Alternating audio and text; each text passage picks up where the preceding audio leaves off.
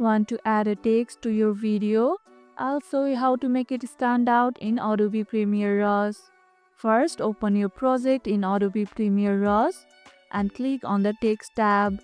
Choose Add Text and type what you want your text to say.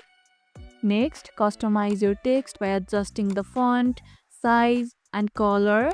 Drag it to the timeline where you want it to appear.